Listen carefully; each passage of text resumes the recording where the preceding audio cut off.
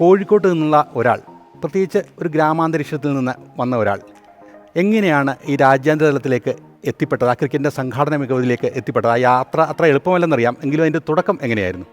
Cricket എനിക്ക് വളരെ ചെറുതായിരുന്നപ്പോഴേ ക്രിക്കറ്റിനോടുള്ള passion ഉണ്ടായിരുന്നു. എനിക്ക് ആദ്യം സൈറ്റ് ഉണ്ടായിരുന്നു.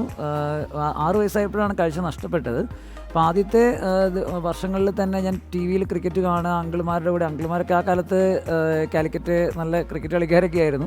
അപ്പം അങ്ങനെ തുടങ്ങിയ ഒരു ക്രിക്കറ്റ് ഇഷ്ടമാണ്. അത് കാഴ്ച നഷ്ടപ്പെട്ടതിന് ശേഷവും ആ ഒരു ഇഷ്ടം തുടർന്നു, പാഷൻ അങ്ങനെ തന്നെ തുടർന്നു. അത് പിന്നീട് ക്രിക്കറ്റ് ഒരു കമ്പാനിയനായിട്ട്, അതായത് കാഴ്ചയില്ലാത്ത സമയത്തുണ്ടായ എല്ലാ പ്രശ്നങ്ങളെയും മറികടക്കാനായിട്ട് ക്രിക്കറ്റ് സഹായിച്ചു. പിന്നീട് ബ്ലൈൻഡ് ക്രിക്കറ്റ് വന്നു, അതിൽ കളിച്ചു. പിന്നെ ക്രിക്കറ്റ് എങ്ങനെയെങ്കിലും പ്രൊമോട്ട് ചെയ്യണം എന്നുള്ള, അല്ലെങ്കിൽ കൂടുതൽ കാഴ്ചയില്ലാത്തവരുടെ ക്രിക്കറ്റ് മെയിൻ സ്ട്രീം ക്രിക്കറ്റ് പോലെ തന്നെ വളരണം എന്നൊക്കെയുള്ളൊരു ആഗ്രഹം കൊണ്ട് സ്വന്തം നടത്താൻ ഇറങ്ങി തിരിച്ചു കുറേ കൂട്ടുകാരുമായിട്ട്. പക്ഷെ അവിടുന്ന് തുടങ്ങി. അത് പിന്നെ ഈ ഇൻ്റർനാഷണൽ ക്രിക്കറ്റ് വരെ എത്തുമെന്നൊന്നും വിചാരിച്ചില്ല, പക്ഷേ അങ്ങനെ സംഭവിച്ചു.